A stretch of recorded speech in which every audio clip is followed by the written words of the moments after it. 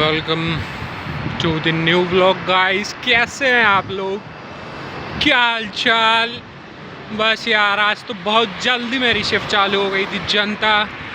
आज मेरी शिफ्ट तकरीबन चालू हो गई थी भाइयों, वही तकरीबन 4 बजे। तो कायदे से 1 बजे छुट्टी हो जानी चाहिए थी, लेकिन बैठा था और ऑफिस वालों के लिए काम वाम भी आजकल ज़्यादा आ रहा है, तो बैठा हुआ था उसी काम के सिलसिले में। ठीक है, और आप लोग बताओ, आप लोग कैसे, क्या हाल चाल चल रहा है आप लोगों का? ठंड वंड कैसी पड़ रही है? कमेंट शमेंट कर दिया करो जी, क्या हो जाएगा, लाइक कर दिया करो। देखते हो ही, नहीं भी देखते तो भी लाइक शेयर सब्सक्राइब कमेंट कर दिया करो। 1 सेकेंड का टाइम लगता है यार बस। चलो खैर कोई बात नहीं। तो आज अपन बात करेंगे उसी राइटर के बारे में जिसने एटॉमिक हैबिट्स लिखी हुई है। उसकी शुरुआती कहानी पता है कैसी थी? अब जब हमने 3-4 बार उसको पढ़ लिया तब जाके अभी हमारे दिमाग में सिर्फ उसकी शुरुआती कहानी बैठी है कि वो उसने अपनी बुक की स्टार्टिंग की थी अपने स्कूल के टाइम से, जब वो 6वीं 7वीं में था। तो 6वीं 7वीं में होने की वजह से उसको बेसबॉल वगैरह खेलने की बहुत ज़्यादा वो थी, इच्छा थी। तो बेसबॉल वगैरह की टीम में वो हुआ करता है। 6वीं 7वीं की बात है, शायद 10 या 11 साल का हुआ करता था तब उस टाइम पे वो। तो बेसबॉल खेलते खेलते एक दिन उसके यहाँ पे बेसबॉल का गेम होता है, तो सब जूनियर टीम में होता है वो। और सब जूनियर टीम में होने के बाद एक पिचर जो होता है बॉल फेंकने वाला, वो बॉल फेंकता है, और जो बैटर होता है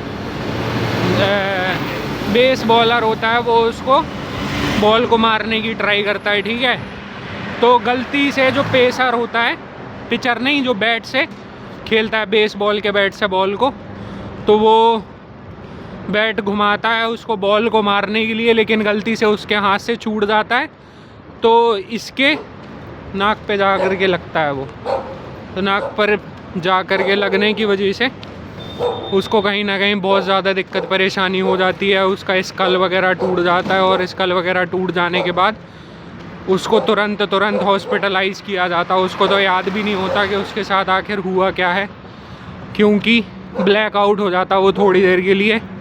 तो जब उसको उठा के ले जाया जाता तो उसके खून ही खून निकलने लगता। जब उसको उठा के ऑफिस रूम में ले जाया जाता, जितनी देर के लिए वो आती है, क्या कहते हैं, एम्बुलेंस वगैरह, तो उतनी देर में उसके पास में, मतलब उसको इतना याद होता है कि उसकी टीचर उससे 2-3 क्वेश्चन पूछती है, तुम्हारी मम्मा का नाम क्या है, प्रेसिडेंट का नाम क्या है, तुम कितने साल के हो, ऐसे ऐसे, कि दिमाग सही से काम कर रहा कि नहीं।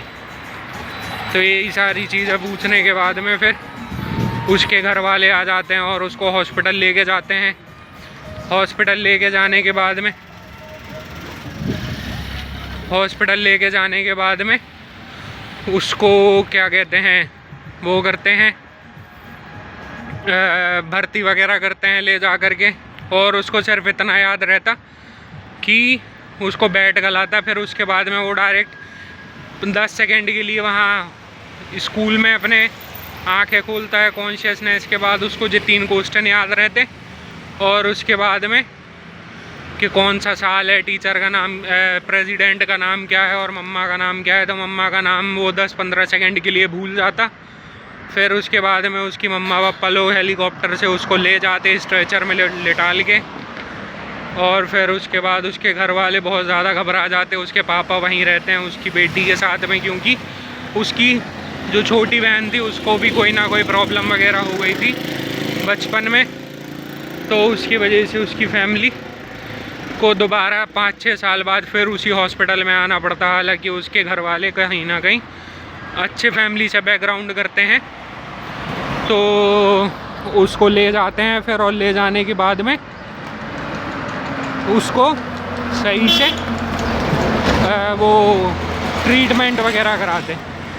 ट्रीटमेंट वगैरह कराने के बाद में फिर उसको 6 महीने तकरीबन लग जाते रिकवरी के लिए। फिर उसी बीच में जब उसको पहली दफ़ा होश आता, तो होश आने के बाद में उसको क्या कहते हैं, बहुत सारी चीज़ें याद दिलाने की कोशिश की जाती, लेकिन याद नहीं आती उसको। लेकिन धीरे धीरे करके उसकी मेमोरी रिकवर हो जाती।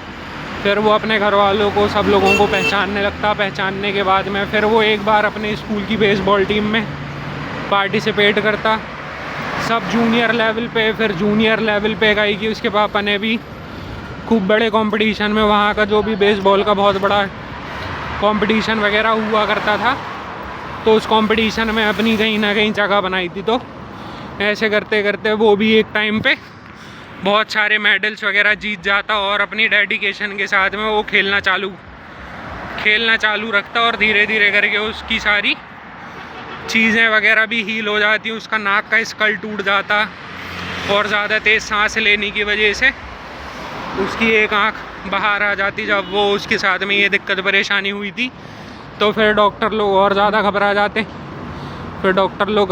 तो उससे कहते कि रिलैक्स करो। फिर उसके बाद की सारी कहानी हमने आपको बताई है। उसके बाद में फिर वो अपनी ऐसी जर्नी धीरे धीरे स्टार्ट करता। फिर उसके बाद में वहाँ पे फ्रांस के लोगों की साइकिलिंग वगैरह की रेस होती है। उस रेस में ब्रिटिश वाले कभी नहीं जीतते, तो ये शायद ब्रिटिश से रहता है। तो फिर वो साइकिलिंग मैराथन 4-5 बार जीतता, बहुत सारे ओलंपिक्स वगैरह में पार्ट लेता। फिर पार्ट लेने के बाद में उनमें भी अपना नाम रोशन वगैरह करता और नाम रोशन वगैरह करने के बाद में सारी चीज़ें इसकी लाइफ में अच्छी चलने लगती। फिर एक टाइम आता है कि इसकी शादी वगैरह हो जाती और शादी वगैरह हो जाने के बाद में फिर क्या कहते हैं, इसकी वाइफ फिर जो थीसिस वगैरह लिखना चालू कर देता है, स्पोर्ट्स वाली इंडस्ट्री से अलग हो जाता। और अलग हो जाने के बाद में फिर धीरे धीरे करके वो अपनी सारी जर्नी स्टार्ट करता। और जर्नी स्टार्ट करने के बाद में उसकी वाइफ उसको बहुत ज़्यादा हेल्प करती और उसने बुक के लास्ट में बहुत सारे लोगों का रेफरेंस वगैरह भी लिखा हुआ होता। तो रेफरेंस लिखे होने की वजह से वो सब लोगों को थैंकफुल करता और ऐसे करके जे उसकी स्टोरी रहती। लेकिन मेन चीज़ उसने जो बताई कि किसी भी सिचुएशन से ओवरकम कैसे करते, किसी भी सिचुएशन को नज़रअंदाज करके कैसे उसको झेलते हैं। और कितनी भी बड़ी दिक्कत परेशानी आ जाए तो कभी हारना नहीं चाहिए और कभी रुकना नहीं चाहिए। चाहे जितना मन करे ना, उसको हर रोज़ लगता था कि उसके साथ ही ऐसा काय हुआ, वही काय ऐसा हुआ उसी के साथ, कोई बात नहीं। उसने कहा हो गया, लेकिन अब हम अपनी किस्मत खुद लिखेंगे। फिर उसने ऐसे करके अपनी जर्नी एंड करी का मतलब मेरे ख्याल से तो अभी भी हैं वो। और 2012 में उन्होंने अपनी एक बुक पब्लिश करी जिसमें अपने लाइफ के एक्सपीरियंस, टीचिंग्स वगैरह ये सारी चीज़ें सीखी और बाकी दुनिया तक पहुंचाई लिख करके। ठीक है जी, फिर मिलते हैं आप लोगों से बाद में और ख्याल रखें। ठीक है, वीडियो वगैरह देखते रहें और हेल्प करते रहें लोगों की। Bye bye.